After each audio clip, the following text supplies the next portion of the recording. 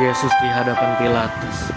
Pagi-pagi benar imam-imam kepala bersama tua-tua dan ahli-ahli Taurat dan seluruh mahkamah agama sudah bulat mupakatnya. Mereka membelenggu Yesus lalu membawanya dan menyerahkannya kepada Pilatus. Pilatus bertanya kepadanya, "Engkaulah raja orang Yahudi?" Jawab Yesus, "Engkau sendiri mengatakannya." Lalu imam-imam kepala mengajukan banyak tuduhan terhadap dia.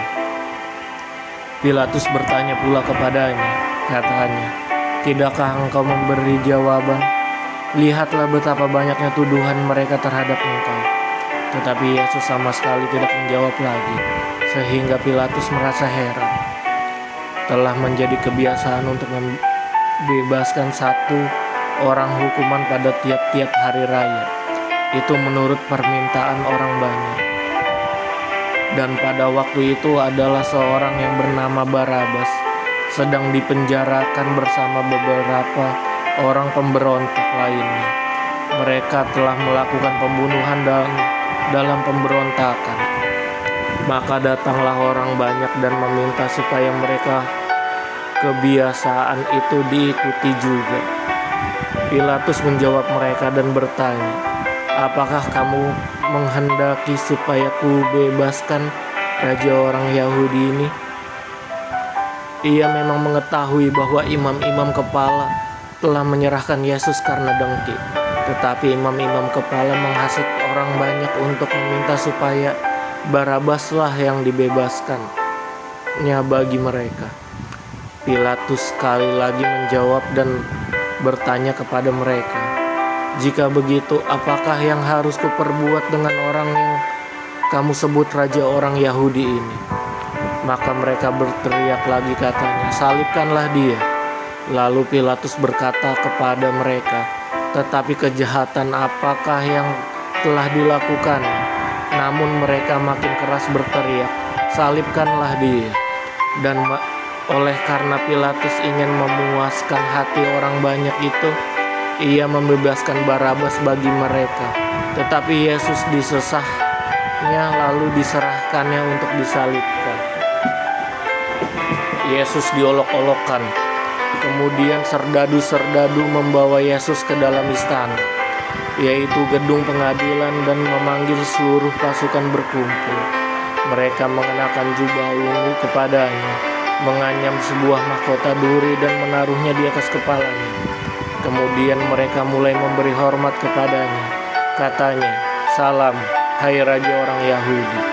Mereka memukul kepalanya dengan buluh dan meludahinya dan berlutut menyembahnya. Yesus disalibkan. Sesudah mengolok-ngolok dia, mereka menanggalkan jubah ungu itu kepadanya dan mengenakan pula pakaiannya kepadanya. Kemudian Yesus dibawa keluar untuk disalibkan. Pada waktu itu lewat seorang yang bernama Simon, orang Kirene, ayah Alexander dan Rufus, yang baru datang dari luar kota, dan orang itu mereka paksa untuk memikul salib Yesus. Mereka membawa Yesus ke tempat yang bernama Golgota, yang berarti tempat tengkorak. Lalu mereka memberi anggur bercampur mur kepadanya, tetapi ia menolaknya. Kemudian mereka menyalibkan dia. Lalu mereka membagi pakaiannya dengan membuang undi atasnya untuk menentukan bagian masing-masing. Hari jam 9 ketika ia disalibkan, dan alasan mengapa ia dihukum disebut pada tulisan yang terpasang di situ, Raja orang Yahudi. Bersama dengan dia disalibkan dua orang penyamun, seorang di sebelah kanannya dan seorang di sebelah kirinya. Demikian genaplah nas Alkitab yang berbunyi, ia akan terhitung di antara orang-orang durhaka.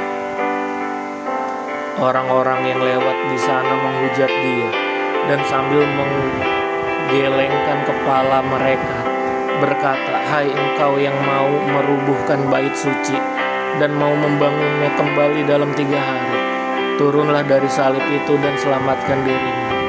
Demikian juga imam-imam kepala bersama-sama ahli Taurat mengolok-olok dia di antara mereka sendiri, dan mereka berkata, orang lain ia selamatkan, tetapi dirinya sendiri tidak dapat ia selamatkan.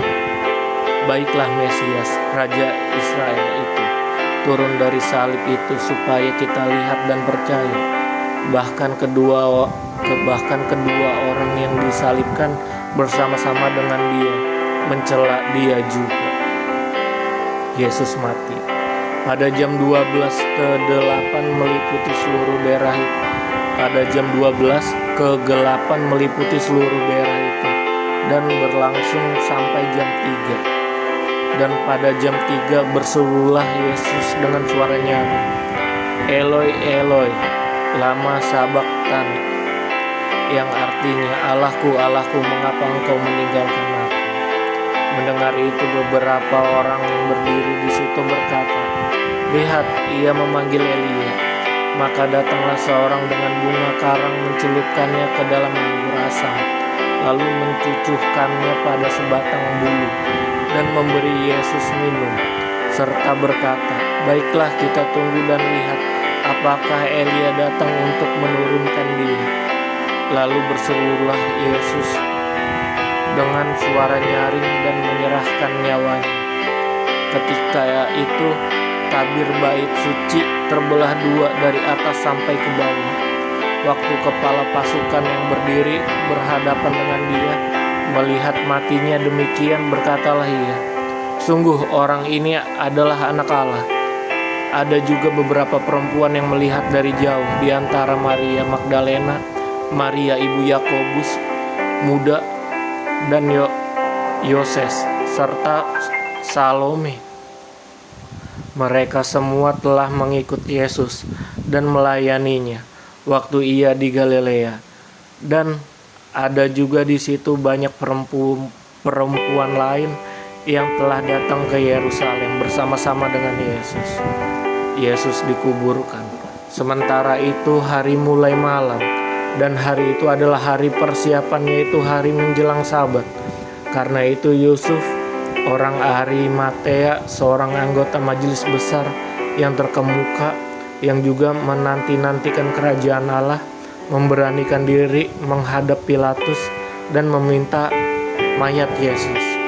Pilatus heran waktu mendengar bahwa Yesus sudah mati. Maka ia memanggil kepala pasukan dan bertanya kepadanya, apakah Yesus sudah mati? Sesudah didengarnya keterangan kepala pasukan, ia berkenan memberikan mayat itu kepada Yusuf. Yusuf pun membeli kain lenan, kemudian ia menurunkan mayat Yesus dari salib dan menggapainya dengan kain lenan itu. Lalu ia membaringkan dia di dalam kubur yang digali di dalam bukit batu.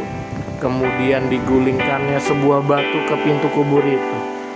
Maria Magdalena dan Maria ibu Yoses melihat di mana Yesus dibaringkan.